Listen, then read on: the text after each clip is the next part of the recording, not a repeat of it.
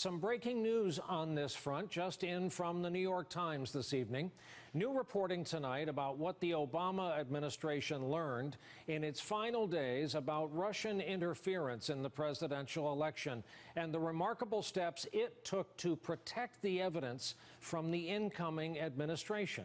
This piece, again, just out in the last hour, the New York Times reporting that as the Obama administration learned more about these possible contacts between Russia and close associates of Donald Trump during the campaign, the White House tried to spread the information it was gathering to as many government agencies as possible, in part to prevent the incoming Trump administration from finding, covering up, or destroying the evidence. Joining us now, one of the reporters who broke the story tonight. It's a triple byline piece in the Times. Matthew Rosenberg is with us. Matthew, to start with, how does an administration go about spreading out and squirreling away evidence they fear could get lost with the change of government? Well, it does a few different things. You know, you have to remember a lot of the intel on this is coming in really late. They're recognizing November, December, January, this kind of scope of this Russian campaign and the suspicions about contacts, what these contacts between the Trump associates and Russians were. And so they're rushing to kind of take all this raw intelligence, put it into finished analyses, finished reports, and then kind of do those reports at the lowest level of classification that they could possibly do so that as many people in the government could read it. And the idea there was that, you know, you don't want to be in a situation where only so many people know it. It's much easier to contain that information. So you spread it out. And then you take that raw intel and you take the most sensitive information, the sources' names, the human intelligence names, and you put that into the deepest compartments you can find, into places where only people with intelligence clearances are going to get to it. You're not going to get political appointees looking at it, things like that. And I think that was kind of the bigger idea here, that you wanted to get this out there, and you wanted to then leave a bit of a trail of breadcrumbs, such as it is, for investigators, especially congressional investigators. One of the ways you could do that, and we were told people did, is every day there are intelligence briefings that go on. You ask a briefer specific questions. They have to come back with written answers. Those written answers are archived, and any, say, Senate investigator would know to go look at them. Your headline is grabbing enough, and it came in as a New York Times alert on a lot of people's devices tonight. Obama administration rushed to preserve intelligence of Russian election hacking. But it's your second graph that reads so stone cold that you realize this has to be seen as at least a potential threat to this administration. American allies, including the British and the Dutch, have provided information describing meetings in European cities between Russian officials and others close to Russia's President Vladimir Putin and associates of President-elect Trump, according to 3 former American officials who requested anonymity in discussing classified intelligence. Separately, American intelligence agencies had intercepted communications of Russian officials, some of them within the Kremlin, discussing contacts with Mr. Trump's associates. It goes on from there. What happens now? Knowing about the bulk of what's there to be discovered, what is already known to some people with security clearances, how does this affect the ongoing investigations? Look, I want to be fair to the people who were having these meetings, that what was going on in those meetings is still remarkably unclear, and nobody knows for sure. Those conversations, we're talking about these contacts, but what exactly they were doing with them still is not clear. And even who exactly, what the Trump people knew. Some of these Trump people were business people meeting with other business people. Unfortunately, in Russia, there are very blurry lines between who's in business, who's in intelligence. But I think the bigger point here is there are questions that need to be answered. And this is going to push for more of those answers, because right now the never happened, didn't see it, don't know anything about it, that just isn't lining up with what a lot of other people are telling us. 9:22 Eastern Time, and here we were with pre-existing plans to take on this topic for 2 hours tonight. And here tonight, we're presiding over a discussion featuring now 2 breaking newspaper stories, the papers that are battling over news in the Trump era, the New York Times, and now the Washington Post is out with a headline that reads, Sessions, the Attorney General, spoke twice with Russian ambassador during Trump's presidential campaign, justice officials say. So this is landing with a thud in inboxes and tomorrow morning on door stoops around Washington and New York. Adam Entus, this is also a triple byline, one of the journalists with the Washington Post, has been able to join us by telephone. Adam, as best you can, how do we know that this happened? Why didn't we know previously that this has happened? After all, this is the Attorney General, longtime member of the U.S. Senate prior to that, who has just been through a confirmation process. Right. So we had heard from sources that there was an encounter between Kislyak, the Russian ambassador, and Sessions in July on the sidelines of the Republican National Convention. And basically what we did was we asked the question, did he have that meeting? Did he have other meetings? And then we looked closely at his testimony, and we realized that he had been asked about this both orally in his confirmation hearings with the Senate Judiciary Committee, and also in response to written questions from members of the panel. And so those two things just did not mesh. And so as we saw with Michael Flynn, the issue here for us is often is fact checkers just trying to verify that what is said publicly is actually the case. Now, I know you do news and not analysis, but why? One of the reasons this is going to be so important and so germane to the current conversation is can there be an investigation headquartered inside the Justice Department structure inside the Trump administration? Senator Sessions was among the first elected officials in this country to come out in favor of Donald Trump, thick and thin. He's there now at the finish as Attorney General. Or will this be fuel to that effort to get this investigation out from under the umbrella of the administration, correct? Yeah, I think that's obviously the next step here is the question, is there an issue here with Sessions remaining the person in charge of this, and or should he look at recusing himself? He hasn't ruled out recusing himself. He so far, has not responded to calls that he do so. I think, one needs to look at the context here. I mean, Kislyak, the Russian ambassador, who, U.S. officials are sort of divided about how involved he was, how much knowledge he had about the extent of the Russian operation to try to influence the 2016 election. Here he was, obviously trying to get information from, a lot of American officials. Flynn is one person, and Senator Sessions is another, a person that he had reached out to and wanted to talk to, and obviously wanted, after those conversations, much like what happened with Flynn, Kislyak, one would expect, sent reports to Moscow detailing his discussions with Sessions, and like he did in the case of Flynn. And so, what's going on here is, Kislyak is trying to probably get information from Sessions about what he knows about the posture of the Trump campaign at that stage. Well, I think this, Adam, it opens up so many questions, and you got to this question yourself when you reported this, but Al Franken, the senator from Minnesota, raised the question during, as you mentioned, during confirmation hearings with Mr. Sessions, and he asked about him, did you know about any communication between members of the campaign and the Russians? And he went ahead in his answer beyond the question. He said, I'm not aware of any of those activities. I have been called a surrogate at a time or two in the campaign, and I did not have communications with the Russians. He answered a question that hadn't been put to him, which is certainly questionable given the fact that he didn't tell the truth there. What are the question that was raised, again, Adam, with Michael Flynn, why would he deny having had conversations with the Russians?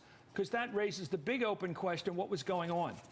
Right, and just to add to that, we after we posted the story, we found another even more direct instance of this.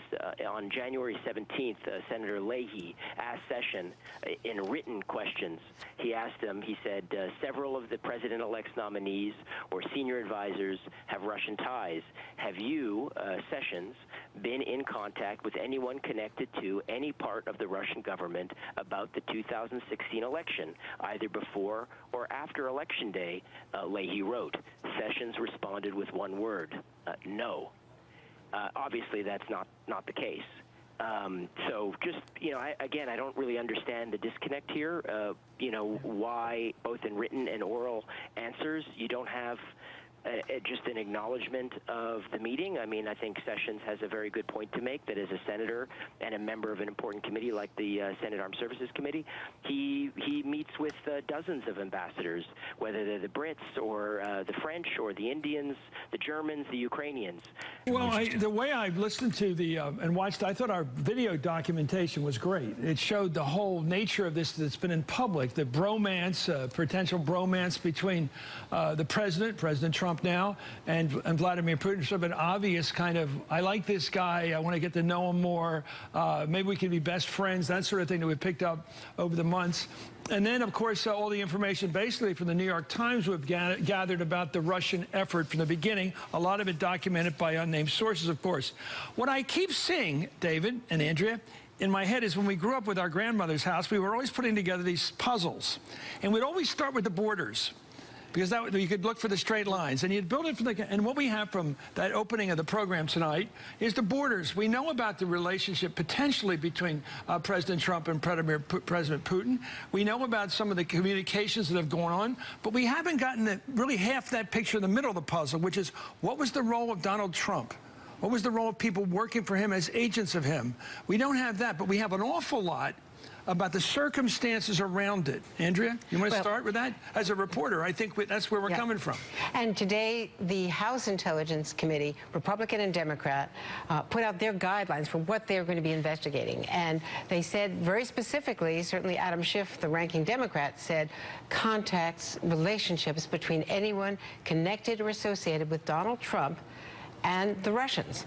And they didn't say Russian intelligence, they just said the Russians, because, as was pointed out, it is so difficult to define who is intelligence and who is not. And that may have been the problem with one of the pieces, the reporting.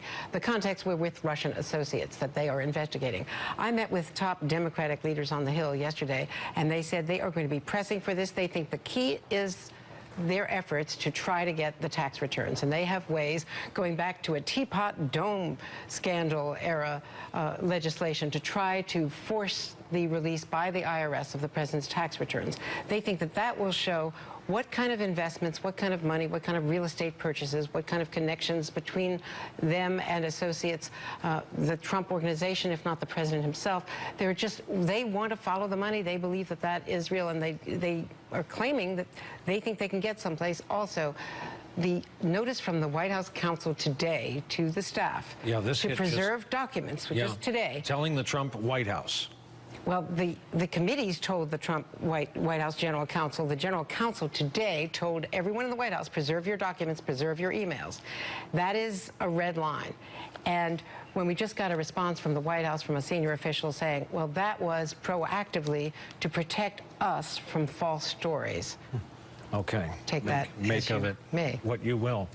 We mentioned David Remnick. We want to bring him in, editor of The New Yorker magazine.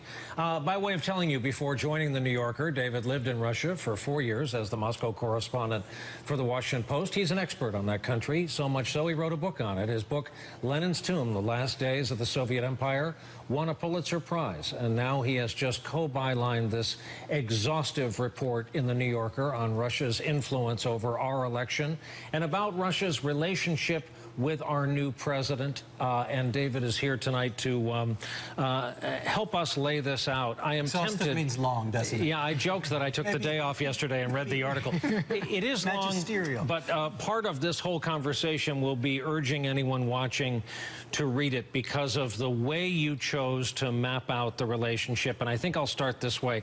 In broad strokes, when we all grew up, the Cold War was about then the Soviet Union and our country in ways that had us hiding under our desks in grade school, but with big ticket items, missiles with measured in things like throw weights, and it was visible, it was muscular. One of the subpoints of your article is how small ticket, how meek this may look to some people, but how incredibly effective it's been. What kind of war are they waging? Well, it's an extension of the Cold War. I mean, in terms of tactics, and let me just start by saying this, and I thought your posing of the questions in the beginning was a very intelligent and essential thing to do, because it slows this down so that we don't get hysterical or Russophobic or... That's in the second hour. Exactly. But it's important to remember what we don't know, as you pointed out. Remember, the accusations, even of the hack itself, are on the level mainly of assertion. 17 intelligence agencies agree with a degree of confidence, ranging from high to mid-level confidence, that this hack occurred and that Vladimir Putin did it with a purpose, which was to undermine Hillary Clinton.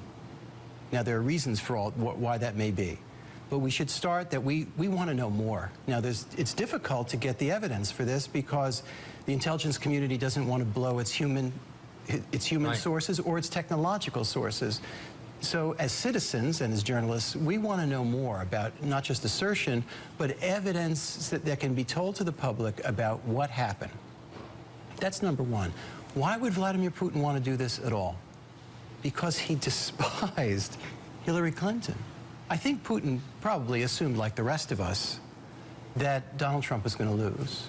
And the motivation was much more, less to elect or try to elect Donald Trump than it was to destabilize right off the bat a Hillary Clinton presidency. Now, why would he do that? He did it, first of all, Bill Clinton is the man who moved NATO eastward toward the borders of Russia. We don't think about this much. To Russians, especially someone like Vladimir Putin, that is a grave national security threat. Forget it, and it goes on and on toward Ukraine and all the rest. They also saw Hillary Clinton as an interventionist in foreign policy in the way they did not see Obama, who they didn't like very much either.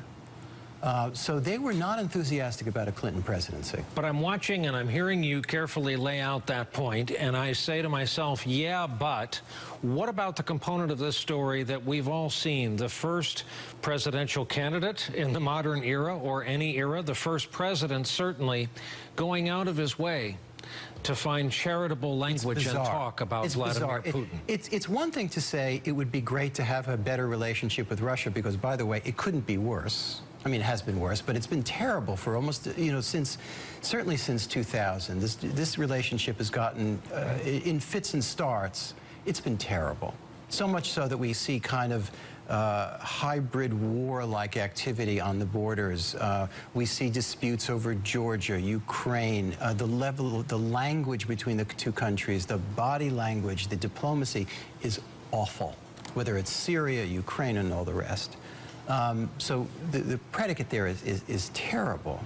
I mean, the relationship between the two countries is alarming. And a lot of analysts and politicians and diplomats in the West feel that what Putin wants is to sow discord, not just in the United States, but in France, in Holland, in Germany, so that institutions like NATO and the European Union become, if not exploded, then at least less stable than they used to be, unsure, so that the West experiences a crisis and leaves Russia the hell alone. That's what Russia wants. The end of the Cold War was supposed to bring in an era of North against South rather than East against West. That after the Cold War was over, that we'd both see the threat from the South, Tashkent. They would see the threat from the Islamic parts in their soft underbelly, and they would have a common interest with us. Whoever was running Russia would have a common interest with the West in taking on the threat from Islamic terrorism. Why isn't Putin driven by that? Because clearly Trump wants to cut a deal like that. He is. You remember who was the first foreign leader to call George Bush on 9/11? Vladimir Putin, which Putin advertises all the time. Right. He feels an enormous sense of resentment toward the West. I don't want to, be his lawyer by any stretch of the imagination. You write so clearly on that. This guy is an autocrat, and he has shut down dissent. And I don't want to speak from a point of moral equivalence, but it is important to understand what his motivations are in terms of diplomacy, in terms of his military moves. Why did he take Crimea? Why did he take Crimea? a lot of it was aimed at the West as well as the situation in Ukraine. The Ukraine was the bridge too far for him. The idea that the West would establish a diplomatic and economic bridgehead in a country that Putin doesn't even consider a country, he considers it part of the Russian heritage.